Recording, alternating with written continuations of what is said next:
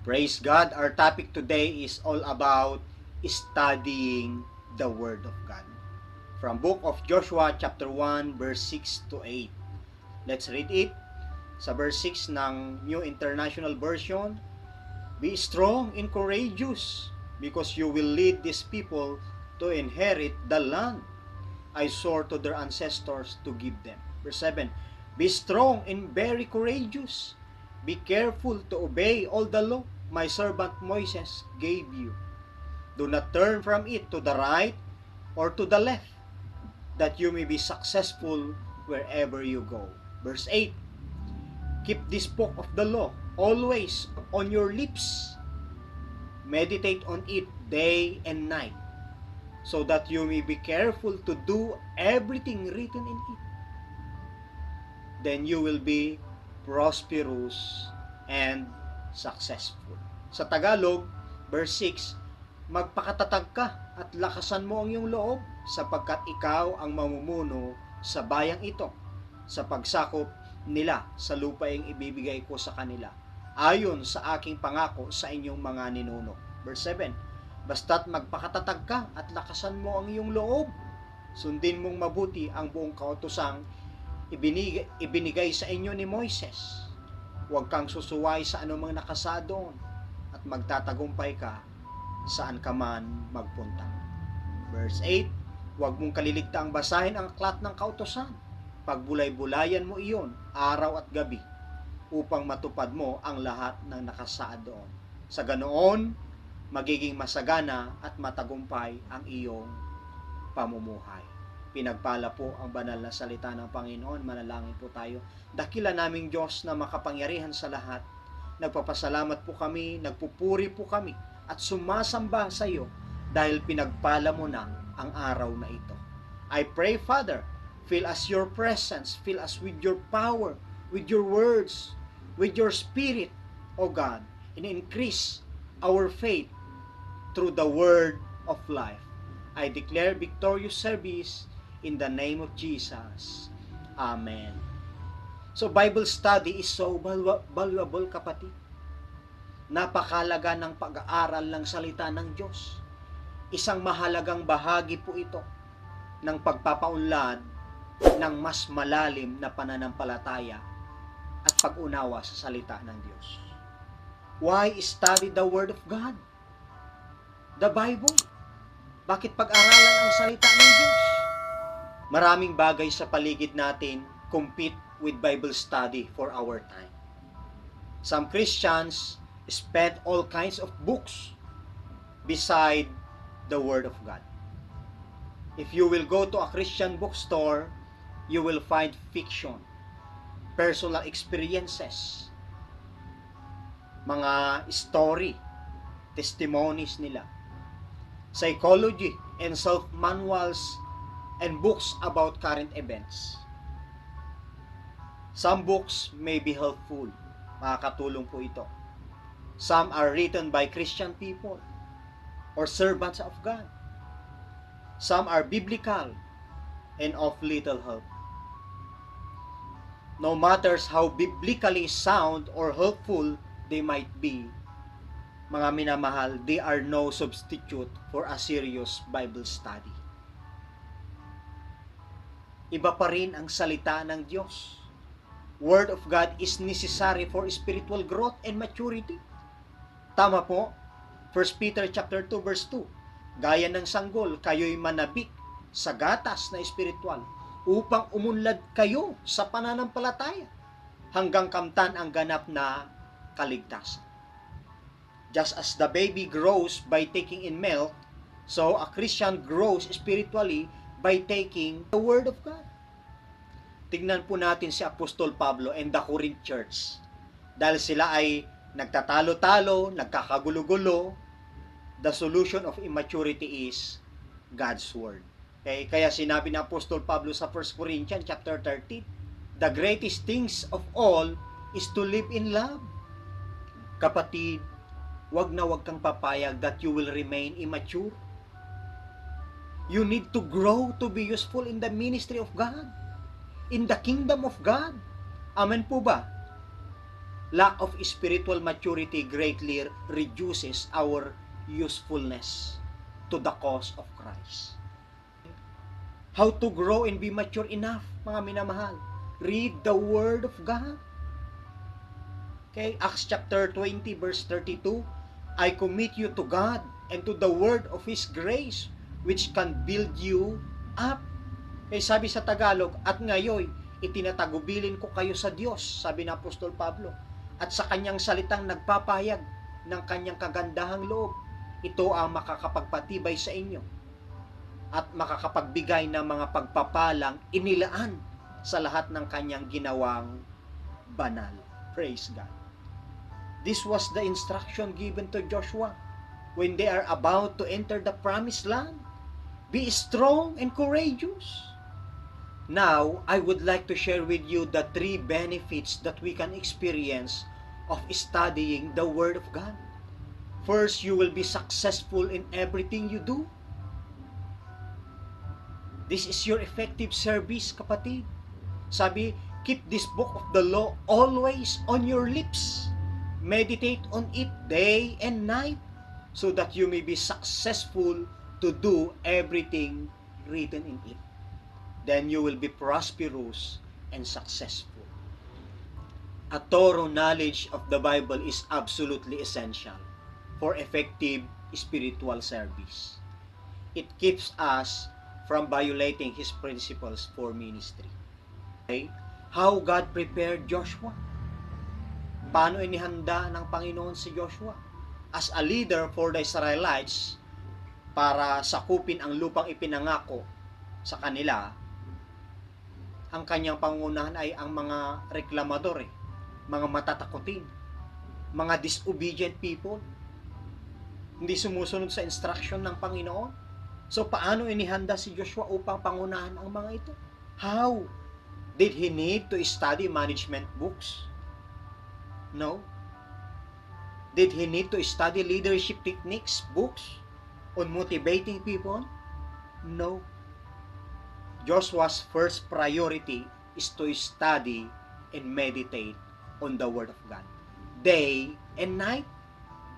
Like for example, Paul to Timothy, napapalakas ang pananampalataya ni Timothy sa pamamagitan ng salitang itinuturo sa kanya ni Pablo. 1 Timothy chapter 4 verse 6, you will be a good minister of Christ Jesus, nourished on the truths of the faith and of the good teaching that you have followed. What make a good minister or servant of Christ? We need constant feeding on the Word of God, kapatid. Okay? Pagbababad sa salita ng Diyos at sa kanyang presensya. Para tayo ay manatiling malakas at masigla araw-araw, ay kailangan natin kumain 3 times a day. Plus may merienda pa. Same with the Word of God. Our spiritual life. We need God's Word para hindi tayo manghina. Sapagkat hindi lamang tayo nabubuhay sa tinapay, kundi dapat mabuhay din tayo sa salitang nagmumula sa bibig ng ating Panginoon. Amen po? Why are you afraid to share God's Word? Nahihiya ka? Or walang Bible reading, walang knowledge about the Word of God. That's why you need to immerse yourself on the Word of God. Amen po? Second benefit of studying the Word of God, you will be sure to obey everything. So that we can overcome sin, para sure at akma ang ating pong ginagawa, kailangan masigurado natin at makakatiyak tayo sa salita ng ating Panginoon. Yun yung maging panuntunan natin, maging sandigan natin, maging gabay natin ang salita ng Diyos. Hindi po pwedeng trial and error po tayo. Kaya sabi dun sa verse 7, be strong and be very courageous. Be careful to obey all the law my servant Moses gave you. Do not turn from it to the right or to the left, that you may be successful wherever you go. Focus is the key, kapatid. To be sure to obey everything para mapagtagumpayan ang anumang tukso or magdadala sa atin sa kasalanan. We must fight the pattern of this world. We must overcome the lust of the flesh, lust of the eyes, the pride of life. In other words, ito yung 4G na ginagamit ng dyablo para tayo ay dayain o matangay ng sanlibutan. Una dito yung gold, pangalawa yung girls or guy, pangatlo glory, at yung pang-apat po na maidagdag ko, yung gadgets. Okay, naaadik po sa panunood, sa paglalaro ng mga games. So be careful of this, kapatid. As believer of Christ, be aware of this 4G. Mamaya hindi mo na mamalayan, alipin ka na pala ng diablo. Be sure to obey the law of the Lord. Amen po. It takes sacrifices and efforts para makasunod tayo sa pamantayan ng Diyos. Kahit medyo mahirap, pero worth it naman. Are you experiencing frustration in your battle to win your sin? Defeats outnumbered your victories, kapatid. Perhaps you are fighting with the wrong weapon. We will never defeat sin unless we fight it with the Word of God. Ephesians chapter 6 verse 17, take the sword of the Spirit, which is the Word of God. Psalms chapter 119 verse 9, how can a young person stay on the path of purity? By living according to your word, to God's word. Kaya sabi dun sa verse 11 ng Psalms chapter 119, I have hidden your word in my heart, that I might not sin against you. Grabe. At sinabi pa po dun sa 1 John chapter 2 verse 14, sumusulat ako sa inyo, mga anak, sapagkat kilala ninyo ang Ama. Sumusulat ako sa inyo, mga ama, sapagkat kilala ninyo siya na sa simula pa ay siya na. Sumusulat ako sa inyo, mga kabataan, sapagkat malalakas kayo, nananatili sa inyo ang salita ng Diyos, at napagtatagumpayan na ninyo ang masama. Filling your mind with the truths of God's Word will result in holiness, in godly behavior. Okay, Bible study makes effective counselors. What's the best way to help people who are struggling? By showing them God's solution. But how can you do that unless you study the Word of God? That's why know God's Word very well. Amen po. God comforted Paul in his trials through Scriptures. Paul stern used what God taught him to ministers to others. Okay? Kung ano yung kanyang natutunan, itinuro sa kanya, ay nagagamit niya para mag-minister sa iba. Same with us, kapatid. Kay Joshua chapter 1 verse 6, sabi ni Yahweh kay Joshua, magpakatatag ka at lakasan mo ang iyong loob, sapagkat ikaw ang mamumuno sa bayang ito sa pagsakop nila sa lupang ibibigay ko sa kanila ayon sa aking pangako sa inyong mga ninuno. So ang pinagkatiwalaan ng Diyos ng kanyang salita, sila ang effective messengers, preachers, leaders, counselors. Tama po ba? 2 Timothy chapter 2 verse 2, ang mga narinig mo sa akin sa harap ng maraming saksi ay ipagkatiwala mo rin sa mga taong may katapatan at may kakayahang magturo naman sa iba. 1 Peter chapter 3 verse 15, isipin ninyong kaya nagtitimpi ang Panginoon ay upang bigyan kayo ng pagkakataong maligtas. Yan ang isinulat sa inyo ng kapatid nating si Pablo.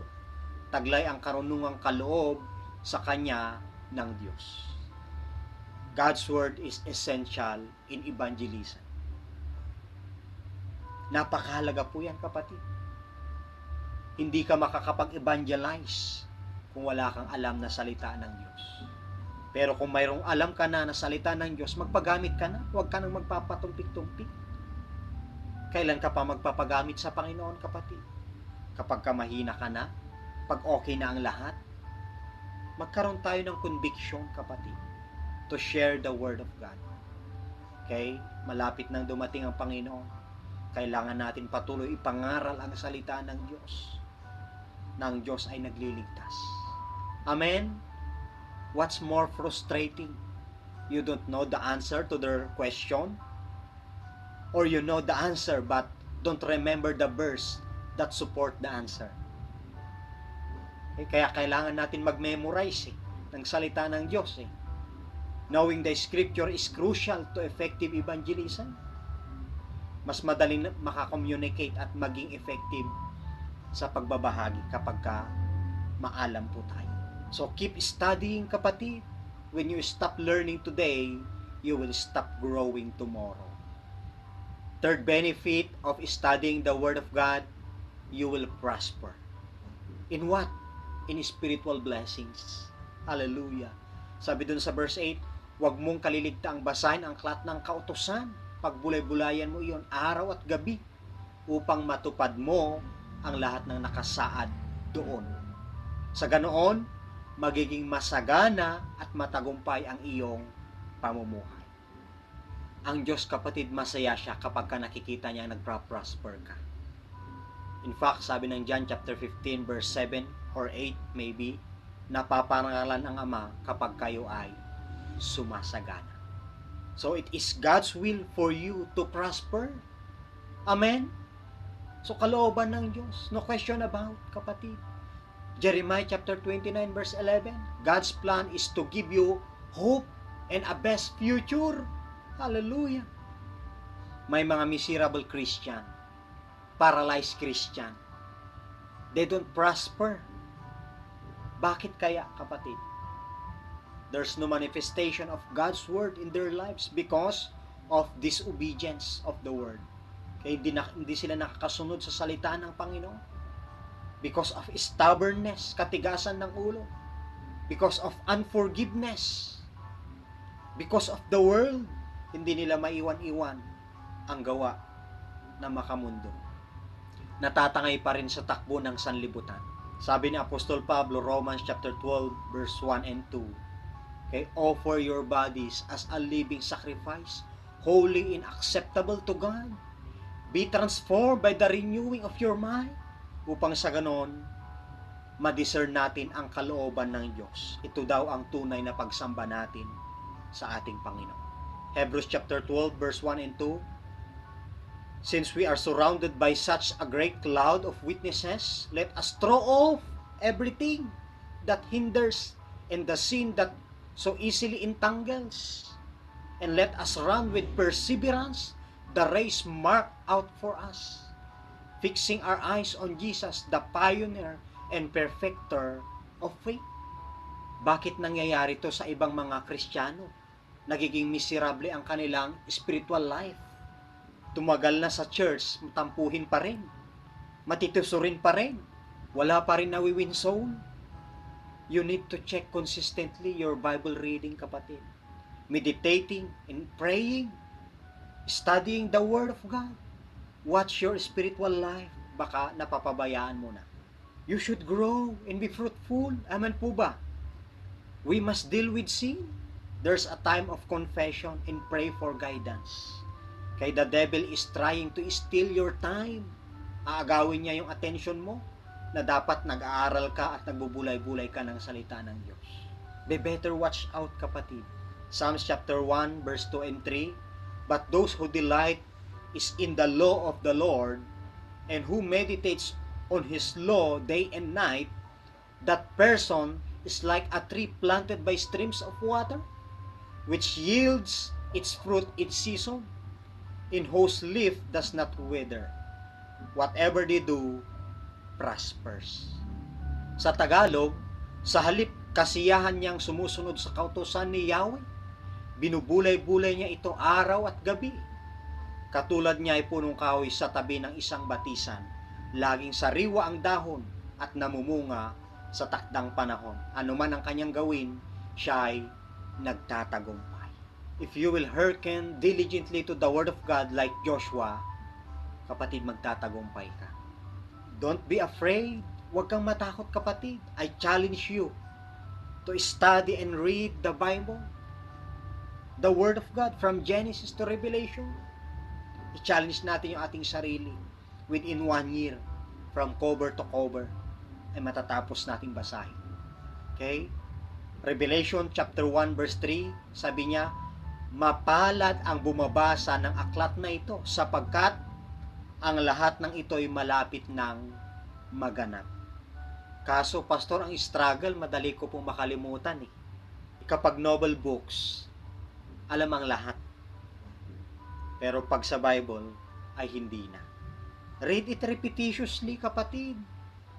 We should memorize the scriptures. Isaiah chapter 28 verse 13, sabi niya, so then the word of the Lord to them will become, do this, do that, a rule for this, a rule for that, a little here, a little there. Bible is God's word. This is the book of life and standard of life, the measure of behavior.